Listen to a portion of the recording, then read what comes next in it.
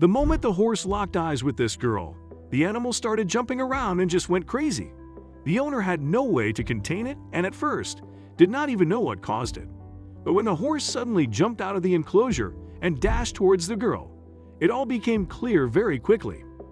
When it was brought to light why the horse was doing this, the owner was shocked. Before we start, can we get this video to 1,000 likes? Please hit the like button and subscribe to the channel. It all started with a woman that had no intent to what was about to come, and she had no control either over what to do when faced with such a situation. Matthew had no idea about what was going to happen to him that day. He was stressing out about his racehorse, Phantom's first competitive event. You can train horses to the extent that they are professional in a manner when it comes to special occasions. When Phantom, usually so calm and unaffected by the crowd on such moments before the race, was walking through the pen near the young woman, something changed in the animal. The horse went mad, and he was about to call the authorities or someone even more professional than he is since he had no control anymore. The horse, out of the blue, started to go crazy. First, he started scaring people that were close to the fence, most of which took a few steps back. They understood that the girl was causing it. The animal now started running around the pen, as wild as could be, and all Matthew thought he could do was wait until Phantom calmed down. The next part of the story can be even more of a shocker. But Phantom was far from being done. The horse wanted to do more, and he did. The horse started to charge a piece of a gate at full speed. By this point, most of the surrounding people were already fully spectating the sudden event. Matthew's heart dropped when he saw his horse jumping over the big fence. It wasn't something they trained for, and it wasn't something he expected. Everyone had always guaranteed him that the height of this fence would be a jump that racing horses should never be able to make. Matthew not only feared for his beloved horse, but also for the young girl that appeared to be in grave danger. He could have never imagined Phantom to ever hurt somebody, but then again, who knew what the animal was capable of after spectating the never-before-seen events of today? But to everyone's surprise, Phantom did not attack anybody that day. The wild horse did successfully arrive in front of the young woman on the other side of the fence, but he stopped right next to her in anticipation. Matthew thought for a second that the madness was finally over now, but he could not be more wrong. The girl, still ever so calmly, jumped on the back of Phantom, and together they started running out of the preparation hour. Matthew was truly stunned by what he was seeing. Riding a wild horse is not an easy task either. Who would have thought that Phantom wouldn't go crazy when a random stranger gets on his back? Not to mention he seemed tamed rather than manic when it came to the girl that took control of him. And before he could even produce a thought about what had just happened, the young woman and Phantom were gone. When Matthew snapped back to reality, the horse was completely gone. He realized what had happened enough to understand that the best thing to do now was to call the police. He grabbed his phone, dialed the number, and as well as he could, Matthew started describing the girl's appearance, which he luckily had a decent memory of. Phantom, meanwhile, undisturbed and still with the young woman on his back, was running straight through the city. It became clear eventually that the horse was running in the direction of the suburbs on the other edge of town. How did this horse seemingly know without a doubt where to go? And what was their end goal there? But what was happening? Who could explain it right? Police cars investigated the area where they were last seen, but the pair had seemingly vanished into thin air. But how could a horse of that size just suddenly disappear? Luckily for Matthew and the police, most people were still present at the racing area as the horse races still went ahead as planned. When Matthew showed his face at the area again, he was greeted by a lot of angry gamblers that had put a lot of money on a horse that last minute did not appear at the starting line. Most of these bettors had gotten assurances from Matthew himself that his horse would perform incredibly. Of course, Matthew was upset that his good reputation had taken such a hit from this situation. But if he was being honest, he didn't care that much. Most gamblers, when Matthew asked around, just looked at each other confused. All they had seen was the girl riding off on Phantom. They had assumed that he was running a scam, and that the girl was Matthew's accomplice. That he had planned for all this to happen, so that his horse would not have to race. With a lot on the line, it wasn't an option to just lose without a fight. The poor horse owners started to lose hope. But then somebody suddenly bumped into Matthew. It was not just a mere bump, rather it was a full and direct impact. He lost his balance and fell to the ground. And hereafter, before he could process what just happened, the man who bumped into him was already helping him up. When they were both standing again, the unknown but mannered man apologized to Matthew, nodded at him, and walked away quickly.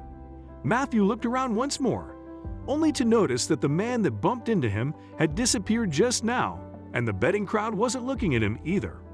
He could safely open up the note, read it, and the short message that was written on there frozen for a second. "Meet me behind the stables in 5 minutes. Don't bring the police." It was hastily scribbled down, but the message was clear, and yet Matthew had no idea what this man wanted from him. Matthew hurried to the backside of the stables, where he hoped that the mysterious man would already be waiting. From behind the stables, Matthew realized that no one could see him anymore. He surprisingly told him that he did. He was the one that had brought her to the race today. Phantom's emotional owner could barely believe it. The man had been driving here via the southern road, where he had met the girl. She was hitchhiking along the way here, and since he was coincidentally planning on coming to the races today himself, he allowed her to drive with him. They barely even spoke a word during the drive that had taken all morning. He interrupted Matthew and started telling him about his morning, and specifically, where he had picked up the young girl exactly. He gave Matthew the address after he had promised him that he would not reveal to the police whom he'd gotten it from. The horse owner went immediately to the officers so that they could pursue this lead. Once reunited with the police, he shared the address that he just learned about. One of the officers asked how he received this information, but luckily they accepted his source to remain anonymous. The location was about a half-hour drive away from the city in the direction that the girl had run off to, which was a very good sign. Due to the rush they were in, the officers no longer checked what kind of address it was. When they arrived, the police team, with Matthew in the back, had to check twice to see if he hadn't made a mistake. After having done so, Matthew still thought that this could not possibly be the right location. The address was, coincidentally, a beautiful-looking farm where Matthew could see dozens of horses parading around the fields. There were a bunch of people, most probably in their 20s, walking around in the backyard, and from the way they were dressed, they seemed to be horse caretakers. Then, Matthew spotted the girl that he hoped to see here. When the girl saw that they were approaching, she looked as surprised as Matthew was by all of this. And although she was probably startled, she also realized that there was no way to go escape. That's why she stood still, facing the men, waiting as they quickly approached her and her companions. While all three of them started immediately firing questions at the girl, behind them, an older man and woman came running out of the main building of the farm. They did not appear as friendly as the girl did. One of the policemen proposed for everyone sit down at a picnic table nearby the place where they were standing. When they started to properly discuss what happened exactly, things cleared up pretty quickly. The farm appeared to be no ordinary animal ranch, but rather some sort of rescue center for horses. The older couple, together with their children, were looking after the animals. Without Matthew realizing it, Phantom had known this farm for many years.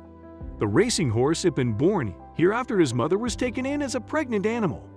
Being a healthy foal as one could be, Phantom had been sold. The man they sold the foal to was from the other side of the city, where the racing culture is strong. He made up a lie that the horse was born from a Prino racehorse, and that he therefore worth a lot of money. Matthew, as the third owner, had fallen for this scam and bought the animal for a large sum of money. He wasn't just the proud owner, but he was also a victim of a scam. During Phantom's first years on this farm, the couple's youngest daughter Stacy had spent a lot of time with the foal. Their strong bond resulted in her immediately recognizing him at the race that morning. Even though they had both grown up in the meantime, Phantom had recognized Stacy as well. She admitted to having made a stupid decision to take off like that on Phantom's back. But it was the horse that approached her, and he willingly went with her to get away from the racing tracks. Stacy admitted as well that she wanted the animal back at the farm, although she hadn't been thinking about the consequences.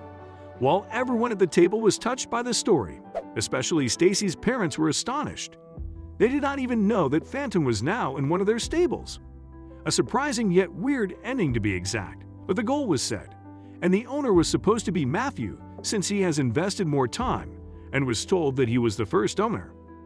Matthew considered pressing charges and demanding money to compensate for today's missed profits, he admitted later. Still, in the end, he decided against this, as he felt the true love Stacy and Phantom had for each other. The girl had just made a stupid decision, that's all. Plus, Matthew was overjoyed to finally have his horse back.